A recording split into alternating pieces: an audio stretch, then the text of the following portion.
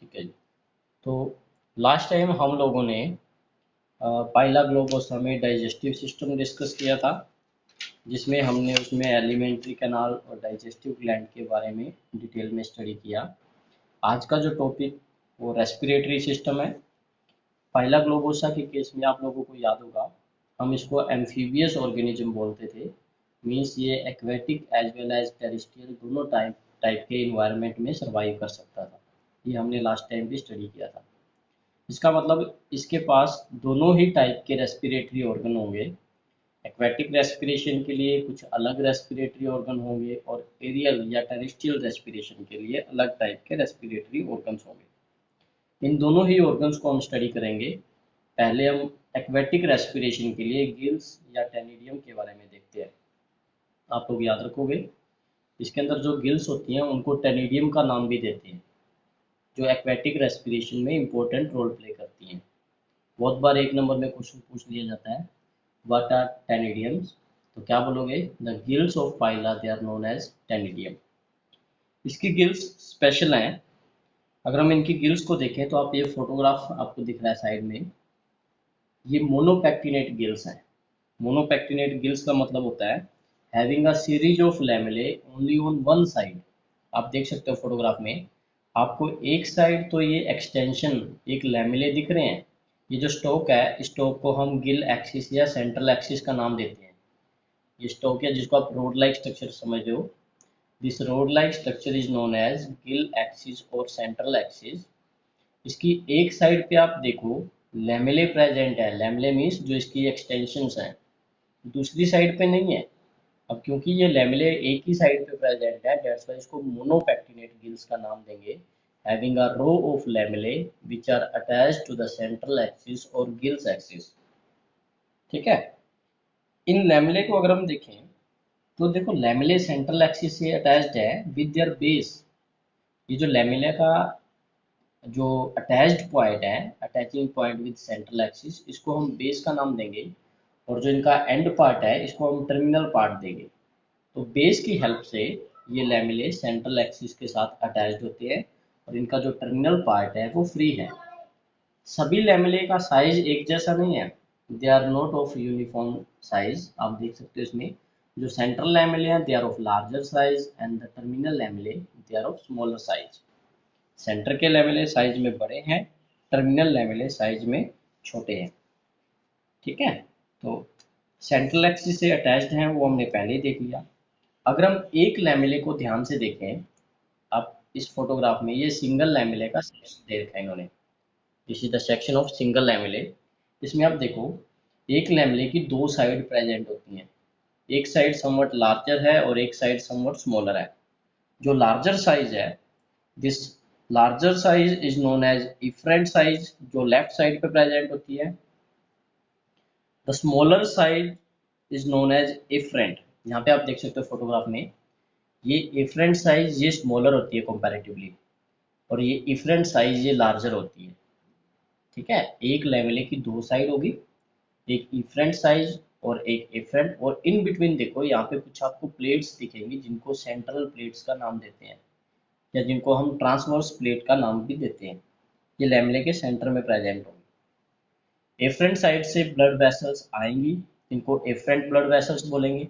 Efferent से इधर से ब्लड वेसल्स जाएंगी, वन साइड से ब्लड वेसल गिल्स की तरफ ब्लड लेके आएंगी और अदर साइड से ब्लड लेकर जाएंगी। जो ब्लड वेसल्स लेके आ रही, ब्लड सप्लाई लेके आ रही है, उनको एफरेंट वेसल्स बोलेंगे। जो सप्लाई लेके जाएंगी उनको एफरेंट वेसल्स बोलेंगे। तो two side of lamellae having two different types of vessels, one having afferent vessels and one having efferent vessels. ये जो ट्रांसवर्स प्लेट्स थी इनके पास भी वेसल्स प्रेजेंट है, और ये वेसल्स एफरेंट और इफरेंट दोनों को आपस में कनेक्ट करने का काम करेगी।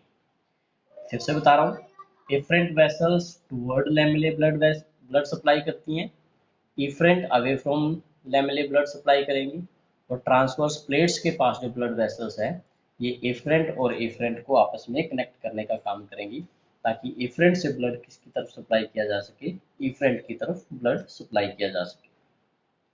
और अगर हम ध्यान से देखें, ये थ्रू आउट ट्रांसवर्स सेक्शन दिखा रखा है इन्होंने गिल्स का। Transfer section of gills lamellae. इसके अंदर हमें 3 टाइप्स ऑफ सेल्स दिखती हैं। यहाँ पे आप देखो, बेसल टाइप में नॉन सिलिएटेड सेल्स हैं, फिर यहाँ पे देखो सिलिएटेड सेल्स प्रेजेंट है, और सबसे टिप पे ग्लैंडुलर सेल्स प्रेजेंट होते हैं। इट मीन्स ईच लैमेले, अगर हम इसकी हिस्टोलॉजी देखें, इसमें टिश्यू सेक्शन देखें, तो each lamellae having 3 types of cells. One are non ciliated, जो बेसल रीजन में प्रेजेंट है, यहाँ पे non ciliated, then ciliated cells, और सबसे टिप पे ग्लैंडुलर सेल्स प्रेजेंट हो। ये वो सरफेस एरिया है जो मेनली गैसेज एक्सचेंज में हेल्प करेगा। ये हाईली वेस्कुलर है, मैंने आपको पहले बताया, यहाँ पे efferent and transverse blood vessels present होती हैं। मीन्स ये हाईली वेस्कुलर एरिया है, ये गैसेज एक्सचेंज में हेल्प करेगा।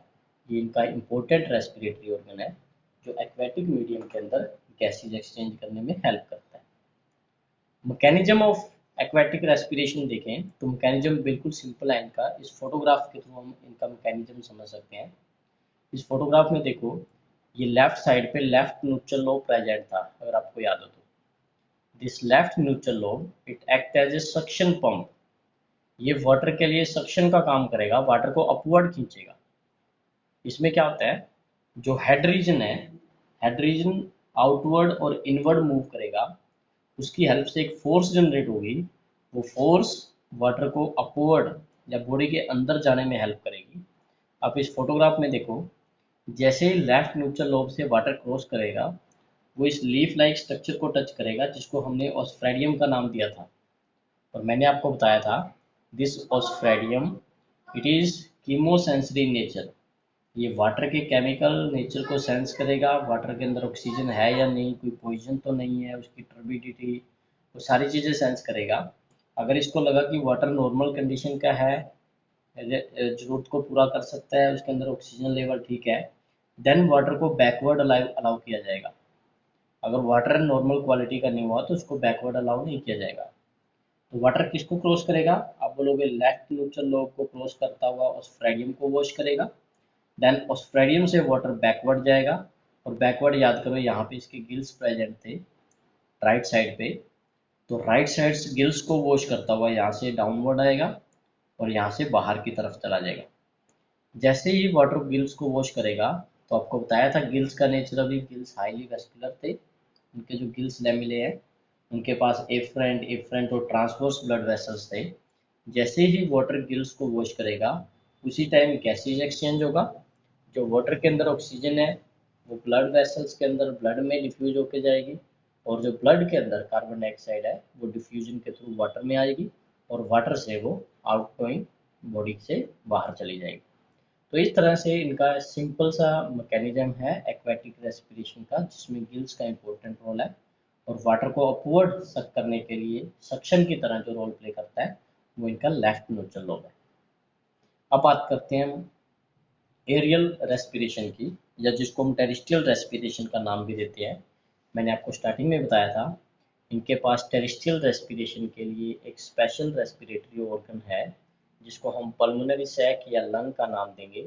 ये सिंगल प्रेजेंट होता है, सिंगल पल्मोनरी सैक और सिंगल लंग प्रेजेंट होता है। ये लंग लेफ्ट साइड पे प्रेजेंट है। इस फोटोग्राफ में हमें क्लियरली दिख रहा है, ये जो येलो कलर का पाउच है, this yellow colored pouch, it is known as lungs or it is also known as pulmonary sac।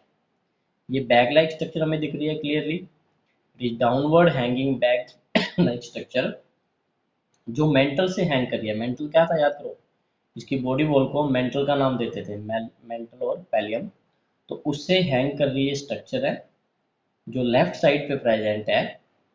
इस चैम्बर को हमने पल्मोनरी चैम्बर का नाम भी दिया था। लेफ्ट साइड को पल्मोनरी चैम्बर का नाम दिया था, और याद करो राइट साइड को ब्रेंचियल चैम्बर का नाम दिया था, क्योंकि राइट साइड पे गिल्स थी तो ब्रेंचियल चैम्बर, लेफ्ट साइड पे लंग प्रेजेंट है तो पल्मोनरी चैम्बर।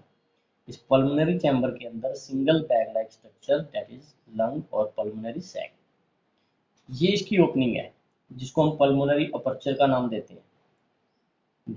दिस लंग और pulmonary sac it open by aperture known as pulmonary aperture which is guarded by two lip like structure। इसमें दो लिप लाइक स्ट्रक्चर होती हैं जो इसकी ओपनिंग को गार्ड करती हैं। इनमें से जो लेफ्ट लिप लाइक स्ट्रक्चर है, जिसको आप वॉल्व्स भी बोल सकते हो, left valve is larger as compare to right. Left right को पूरी तरह से ओवरलैप कर लेता है ताकि अपर्चर को क्लोज किया जा सके। जब याद करो एक्वेटिक रेस्पिरेशन थी तो वाटर लेफ्ट न्यूट्रल लोब को क्रॉस करते हुए उस फ्रेडियम के पास जा रहा था और उस फ्रेडियम से इस अपर्चर को क्रॉस करते हुए बैकवर्ड जा रहा था। उस टाइम ये अपर्चर क्लोज्ड होती है। जब एक्वेटिक रेस्पिरेशन होती है तो अपर्चर क्लोज्ड रहेगी ताकि वाटर इसके अंदर ना जाए। और जैसे एक्वेटिक रेस्पिरेशन परफॉर्म करनी होगी तो वॉल्व्स अपर्चर को ओपन कर देंगे ताकि एयर इस बैग के अंदर जाए, वाटर इसके अंदर ना जाए। अगर हम इस बैग लाइक स्ट्रक्चर की वॉल्व्स देखें तो इसकी वॉल्व्स काफ़ी हाई वेस्कुलर और मस्कुलर है। It is highly vascular and muscular structure. इसकी डोर्सल साइड पिगमेंटेड होती है और वेंट्रल साइड क्रीमी कलर की होती है। अब आप समझ जाओगे वॉल्व मस्कुलर है, इट मीन्स ये लिटिल बिट कॉन्ट्रैक्शन एक्सपेंशन की पावर शो कर सकता है। वेस्कुलर है मीन्स यहाँ पे ब्लड सप्लाई बहुत ज़्यादा है और गैसेज के लिए परमेबल है। दैट्स वाई ये एक इम्पोर्टेंट रेस्पिरेटरी ऑर्गन जो टेरेस्ट्रियल मोड में रेस्पिरेशन में इम्पोर्टेंट रोल प्ले करता है।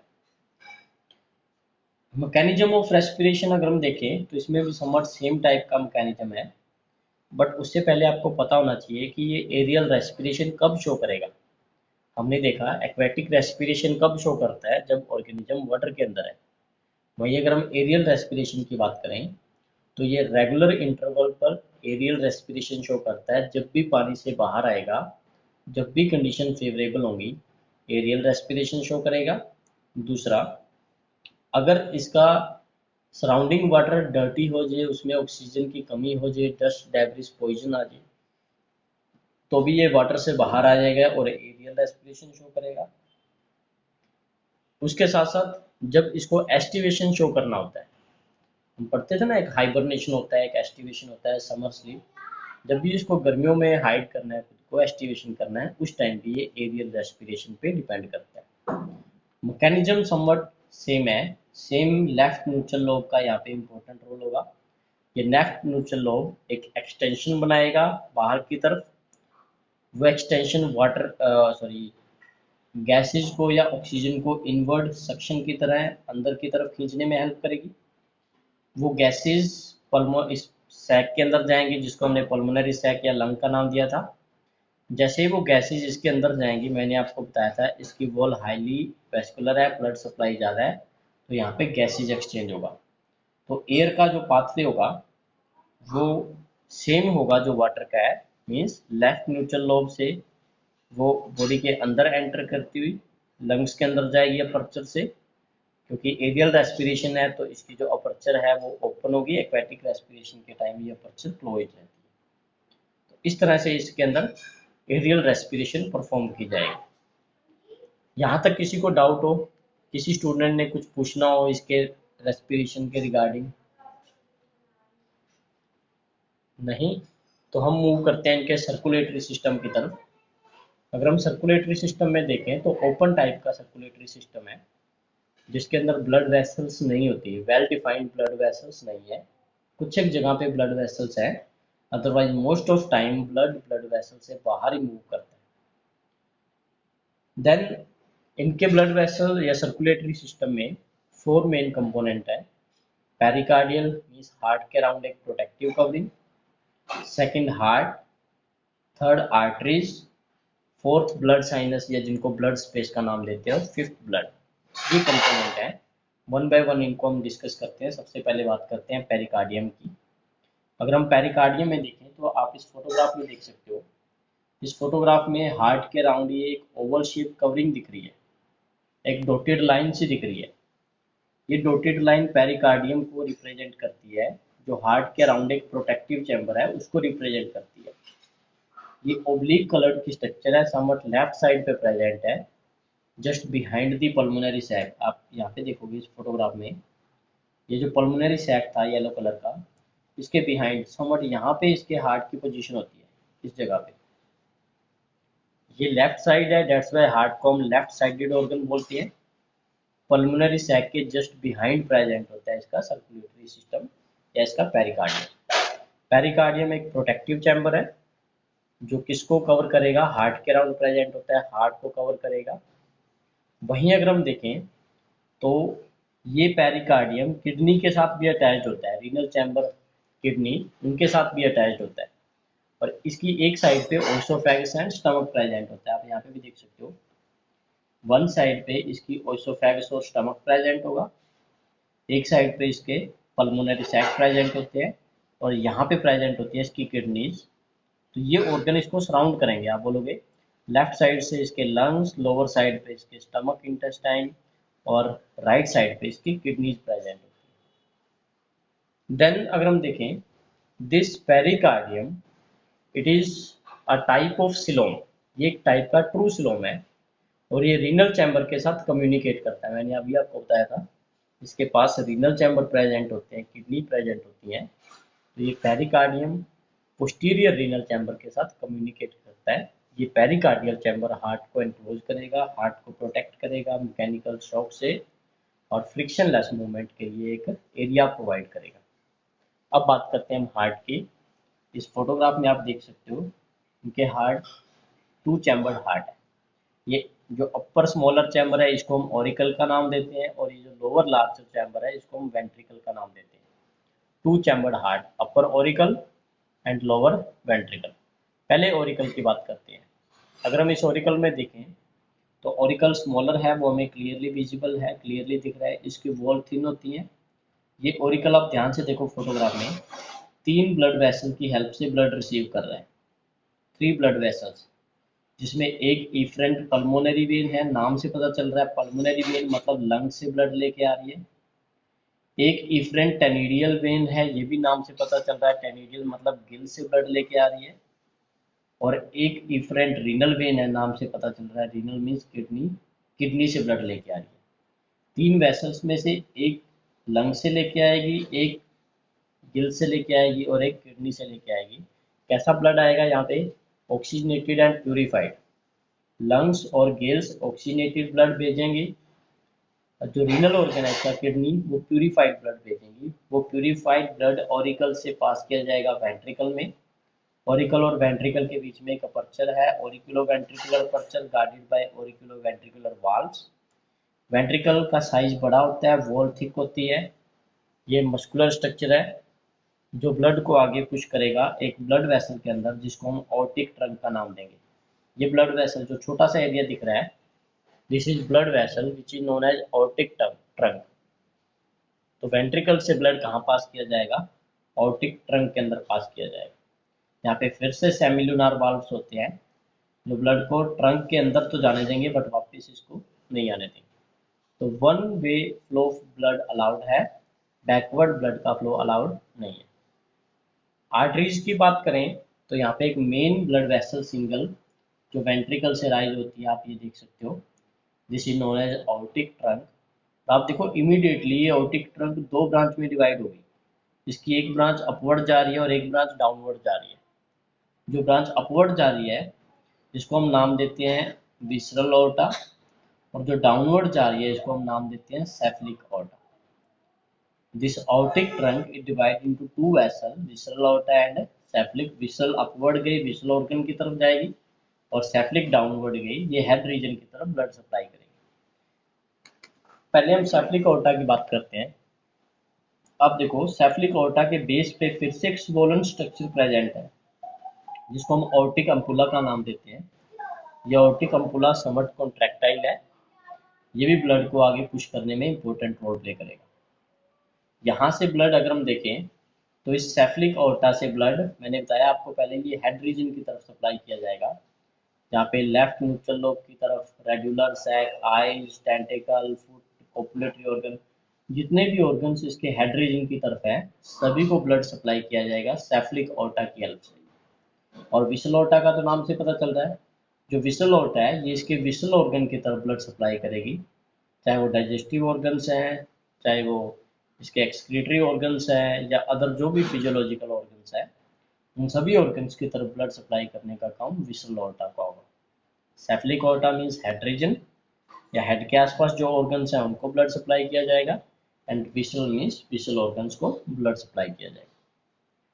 नेक्स्ट इसमें साइनस एंड वेन्स। मैंने आपको पहले बताया था, जिसके अंदर बहुत सी जगह ऐसी होती हैं जहाँ पे ब्लड वेसल से बाहर आ जाता है, कुछ एक एम्प्टी स्पेस के अंदर मूव करता है, जिनकी डेफिनेट वॉल्स नहीं होती। इन स्पेस को हम साइनस का नाम देते हैं। एक्चुअली में स्मॉल स्पेस होते हैं, स्मॉल स्पेस को नाम देंगे लैक्यूने, और लैक्यूने आपस में जुड़ते जाएंगे, बड़ा स्पेस बना देंगे, उस लार्जर स्पेस को नाम देंगे sinus. Small space are known as lacunae and larger space are known as sinus. Blood vessels और साइनस में क्या डिफरेंस है, मैंने आपको भी बताया था। ब्लड वेसल्स की डेफिनेट वॉल्स होती हैं, लैक्यूने और साइनस की डेफिनेट वॉल्स नहीं होती। लैक्यूने और साइनस में क्या डिफरेंस है, लैक्यूने स्मॉल साइज के होते हैं, साइनस लार्ज साइज के होते हैं। लैक्यूने ही आपस में ज्वाइन करेंगे और साइनस की फॉर्मेशन करेंगे। इनको कलेक्टिवली हीमोसिल का नाम भी देते हैं। हीमो मतलब ब्लड, सिल मतलब कैविटी, मीन्स ये वो कैविटी, वो जगह है जिसके अंदर ब्लड फ्रीली मूव कर रहा है। That's why these lacunae or sinus they are also known as hemosil। कितने ऐसे साइनस होते हैं, अगर हम पाइला के केस में देखें, there are 4 main sinus. One is perivisceral, नाम से पता चल रहा है वो स्पेस जो विसल ऑर्गन के आसपास है उसको पेरीविसरल का नाम देंगे। सेकंड इज पेरी इंटेस्टाइनल, वो स्पेस जो इंटेस्टाइन के आसपास है उसको पेरी इंटेस्टाइनल का नाम देंगे। थर्ड की बात करें तो ब्रेंचियोरिनल, ये गिल्स और रीनल ऑर्गन किडनी के सराउंडिंग है तो ब्रेंचियोरिनल। और फोर्थ इज पल्मोनरी, जो लंग्स के अराउंड प्रेजेंट है, पल्मोनरी सैक के अराउंड प्रेजेंट है, उसको पल्मोनरी साइनस का नाम देंगे। तो देयर आर 4 साइनस। आसान है बिल्कुल, साइनस की पोजीशन के अकॉर्डिंग उनका नाम दिया हुआ है। पेरीविसरल विसल ऑर्गन के सराउंड में, पेरी इंटेस्टाइनल इंटेस्टाइन को सराउंड कर रहा है, ब्रांचियोरिनल गिल्स और किडनी के आसपास, और पल्मोनरी पल्मोनरी सैक के आसपास प्रेजेंट होती है। फंक्शन इनका क्या है, ये कैपिलरीज का रोल प्ले करते हैं। इनके अंदर कैपिलरीज नहीं होती, तो कैपिलरीज की जो जगह पे स्पेस है ब्लड के फ्लो के लिए, वो यही साइनस प्रोवाइड करते हैं। ब्लड को फ्लो के लिए एक पैसेज, एक चैनल, एक रास्ता प्रोवाइड करने का काम करते हैं। अब ये जो साइनस हैं, ये डिफरेंट बॉडी पार्ट से ब्लड कलेक्ट करेंगे। डिफरेंट बॉडी पार्ट से ब्लड कलेक्ट करने के बाद फाइनल ब्लड पास किया जाएगा किसकी तरफ, ऑरिकल की तरफ। ठीक है, इन्होंने क्या किया देखो, सेफलिक आर्टरी ने, ऑर्टा ने हेड रीजन में ब्लड सप्लाई कर दिया, विसल ऑर्टा ने विसल ऑर्गन में सप्लाई कर दिया। अब साइनस, इन्होंने जहां ब्लड सप्लाई किया है साइनस वहां से कलेक्ट करेगा, और कलेक्ट करने के बाद साइनस वापस किसको ब्लड भेजेगा, ऑरिकल को भेजेगा। अगर हम इसके बारे में देखें तो जो पेरीविसरल साइनस है वो विसल ऑर्गन से ब्लड कलेक्ट करने के बाद मेनली उसको पल्मोनरी सैक में भेजेगा, और पल्मोनरी सैक से आगे, वो आप फोटोग्राफ में देख सकते हैं यहाँ पे, पल्मोनरी सैक से वो ब्लड आगे पल्मोनरी वेन के थ्रू ऑरिकल में। विसरल साइनस से ब्लड पल्मोनरी सैक, और पल्मोनरी सैक से ब्लड वापस ऑरिकल की तरफ। वहीं पेरी इंटेस्टाइनल साइनस की बात करें तो पेरी इंटेस्टाइनल साइनस, ये ब्लड इंटेस्टाइन या डाइजेस्टिव ऑर्गन से मेनली कलेक्ट करेगा, और ये भी आगे लंग्स की तरफ ही भेजेगा। ब्रेंचियोरिनल साइनस की बात करें तो ये गिल्स के थ्रू ब्लड कलेक्ट करके गिल्स के थ्रू आगे ऑरिकल्स में पास करेगा। और वहीं अगर हम पल्मोनरी साइनस की बात करें तो ये pulmonary sinus means pulmonary sac के अराउंड प्रेजेंट होता है। ये भी इस रीजन से ब्लड कलेक्ट करने के बाद आगे जो ऑरिकल्स है, ऑरिकल के अंदर ब्लड को पास किया जाएगा। हमने स्टार्टिंग में देखा था ऑरिकल 3 ब्लड वेसल्स की हेल्प से ब्लड रिसीव करता है। ब्लड कैसा होगा, ऑक्सीजनेटेड एंड प्यूरिफाइड। वो ब्लड आगे वेंट्रिकल में जाएगा, और वेंट्रिकल से आगे डिफरेंट बॉडी पार्ट्स में। इसके ब्लड की बात करें तो ब्लड में 2 मेन कंपोनेंट है, प्लाज्मा एंड कॉर्पसल्स। इसका जो प्लाज्मा है वो लाइट ब्लू कलर का होता है, क्योंकि उसके अंदर एक पिगमेंट है हीमोसाइनिन नाम का पिगमेंट। हमारा ब्लड रेड कलर का है क्योंकि उसके अंदर हीमोग्लोबिन पिगमेंट है। इनका ब्लड ब्लू कलर का है क्योंकि उसके अंदर हीमोसाइनिन पिगमेंट होता है। जो ब्लड सेल्स हैं वो इनके अंदर कलरलेस होती हैं, एमीबॉइड कलरलेस वेरियस टाइप्स के होते हैं। उनको ल्यूकोसाइट्स का नाम भी देते हैं। वो मेरी इम्यूनिटी प्रोवाइड करते हैं।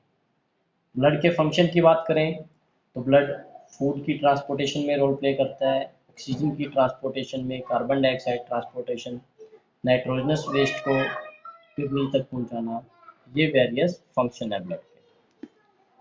ठीक है, नेक्स्ट अगर हम इसमें देखें तो एक्सक्रीटरी सिस्टम, अगर किसी को सर्कुलेटरी सिस्टम में कुछ पूछना हो, कोई डाउट हो तो बताओ, अदरवाइज हम इनका एक्सक्रीटरी सिस्टम स्टडी करते हैं।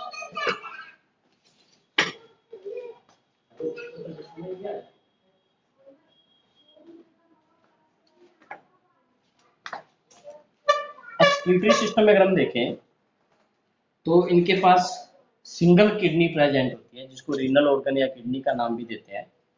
एक्चुअली में ये किडनी दो डिफरेंट चैम्बर से मिलकर बनी हुई है। आप इस फोटोग्राफ में देख सकते हो, इस फोटोग्राफ में ये जो दो चैम्बर प्रेजेंट है, एक जिसके अंदर ये वेसल से दिख रहे हैं, इसको हम अगर हम देखें तो इसको पोस्टीरियर रीनल चैम्बर का नाम देंगे, दिस वन। और ये जो एक लीफ लाइक स्ट्रक्चर दिख रही है, इसको हम एंटीरियर रीनल चैम्बर का नाम देंगे। दो चैम्बर से बना हुआ इनका renal organ, one is anterior renal chamber, ये जो स्मॉलर है एंटीरियर रीनल चैम्बर है, और ये जो लार्जर है ये पोस्टीरियर रीनल चैम्बर है। ये किडनी का रोल प्ले करते हैं रीनल चैम्बर, रीनल ऑर्गन। ये नाइट्रोजनस वेस्ट को कलेक्ट करेंगे और उसको आगे बॉडी से रिलीज करने में इंपॉर्टेंट रोल प्ले करते हैं। वन बाय वन दोनों चैम्बर को देखते हैं। सबसे पहले हम बात करेंगे एंटीरियर रीनल चैम्बर की। मैंने आपको बताया था अभी, ये जो स्मॉल साइज का है ये एंटीरियर रीनल चैम्बर है। ये ओवल शेप्ड स्मॉलर स्ट्रक्चर है, ओवल शेप्ड है, स्मॉलर स्ट्रक्चर है। इसके अंदर अगर हम देखें तो इस एंटीरियर रीनल चैम्बर में हमें फिर से कुछ एक लीफ लाइक स्ट्रक्चर विजिबल होंगे। एंटीरियर रीनल चैम्बर के अंदर अगर हम ध्यान से देखें तो इसके अंदर फिर से लीफ लाइक स्ट्रक्चर, जिसको हम लैमेले का नाम देते हैं, आप देख सकते हो यहाँ पे ये ट्रांसवर्स लीफ लाइक स्ट्रक्चर से दिख रहे हैं, जिनको हम लैमेले का नाम देते हैं, जिसकी वजह से इसके अंदर जो स्पेस है वो बिल्कुल रिड्यूस्ड फॉर्म में प्रेजेंट है। ये स्मॉलर इन साइज है और ये कम्युनिकेट करेगा लार्जर चैम्बर के साथ। दोनों चैम्बर के बीच एक अपर्चर होती है ताकि दोनों चैम्बर आपस में क्या कर सकें, कम्युनिकेट कर सकें। उसको हम रीनल ओपनिंग का नाम भी देते हैं। Smaller chamber communicate with the larger chamber with the help of aperture which is known as renal opening.